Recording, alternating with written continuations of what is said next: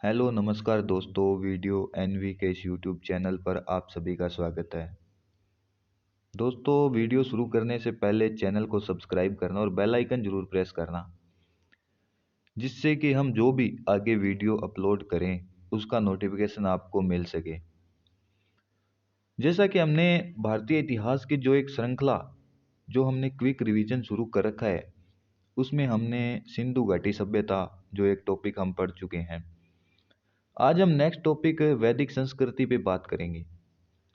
दोस्तों, जो 1500 ईसा पूर्व से 600 ईसा पूर्व का काल है वो वैदिक काल माना जाता है। इसी काल में हमारे हिंदू धर्म में जो वेद है उनकी रचना हुई है। दोस्तों, जो वेद शब्द है उसका अर्थ होता है ज्ञान, यानी जो वेद है हमारे हिंदू धर्म में वो ज्ञान पर आधारित है। और इन वेदों के संकलन करता थे वो थे महर्षि वेदव्यास।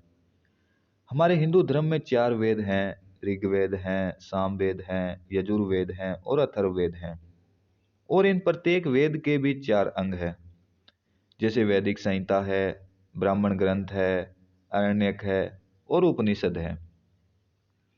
इसके साथ ही जो ऋग्वेद है वो सबसे प्राचीन वेद माना गया है।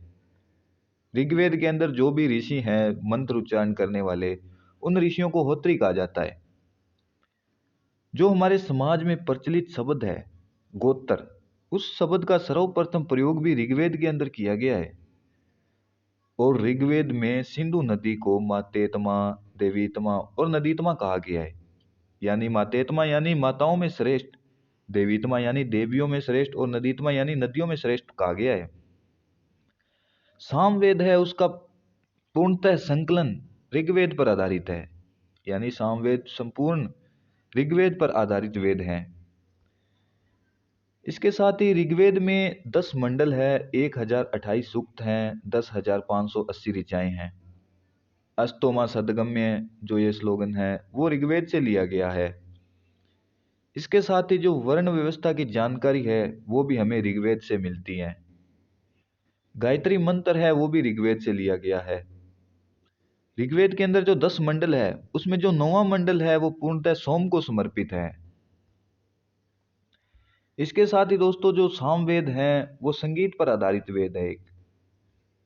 और यजुर्वेद में हमको यज्ञ संबंधी विधि विधानों का पता चलता है। इसके साथ ही दोस्तों जो अथर्ववेद हैं, अथर्ववेद को बाद का वेद भी माना जाता है, यानी सबसे बाद में जो वेद है वो अथर्ववेद को माना जाता है। इसमें जादू और वशीकरण का वर्णन है। अथर्ववेद को छोड़कर दोस्तों जो ऋग्वेद है, सामवेद है और यजुर्वेद है, इन तीनों वेदों को वेद त्रयी भी कहा जाता है। इसके साथ ही दोस्तों जो वैदिक आर्य है इनका प्रमुख धर्म था वो था प्रकृति पूजा करना और यज्ञ करना। और इनका ऋग्वैदिक आर्यों का जो व्यवसाय था, इनका व्यवसाय था पशुपालन, प्रमुख व्यवसाय था पशुपालन करना। इसके साथ ही जो प्रमुख तथ्य है उसमें जो ऋग्वैदिक काल का जो प्रमुख राजकीय पदाधिकारी होता था उसको पुरोहित कहते थे। सत्यमेव जयते जिसको मुंडकोपनिषद से लिया गया है। इसके साथ ही जो वैदिक साहित्य है इसमें जो सर्वाधिक वर्णन जो जिस नदी का मिलता है वो सिंधु नदी है। इसके साथ ही जो वैदिक साहित्य है इसमें जो सबसे पवित्र नदी है वो सरस्वती नदी को माना गया है। सरस्वती नदी को माना गया है। इसके साथ ही जो वैदिक आर्य है, आर्य शब्द का जो अर्थ है वो श्रेष्ठ या कुलीन होता है। जो मनु स्मृति है वो हमारी समाज व्यवस्था से संबंधित है। मनु स्मृति उपनिषद, उपनिषद क्या है कि एक हमारे हिंदू दर्शन का एक स्रोत है उपनिषद। कुल उपनिषद 108 माने गए हैं। उपनिषद है वो संवाद शैली में लिखे गए हैं, यानी वेद है वो हमारे ज्ञान पर आधारित है और उपनिषद है वो संवाद पर आधारित है। जो 4 आश्रम हैं उस आश्रमों का जो उल्लेख है वो जवालो उपनिषद नामक उपनिषद में मिलता है, जवालो नामक उपनिषद में मिलता है। और सत्य मेव जयते का जो उल्लेख है वो मुंडकोपनिषद में मिलता है। इसके साथ ही जो वेदांग है वो हिंदू धर्म का एक ग्रंथ है। वेदांगों की संख्या 6 मानी गई है। जैसे शिक्षा है, ज्योतिष है, व्याकरण है, छंद है, निरुक्त है, कल्प है। दोस्तों ये क्वेश्चन काफी बार एग्जाम में पूछा जा चुका है। चार ऑप्शन के अंदर एक जो वेदांग है वो अलग लिख देते हैं। ये याद रखना जरूरी है। शिक्षा है, ज्योतिष है, व्याकरण है, छंद है, निरुक्त है, कल्प है। ये मोस्ट इंपॉर्टेंट क्वेश्चन है। इसके साथ ही जो ऋग्वेदिक काल में जो निष्क नामक जो इकाई थी वो मूल्य के लिए प्रयोग की जाती थी।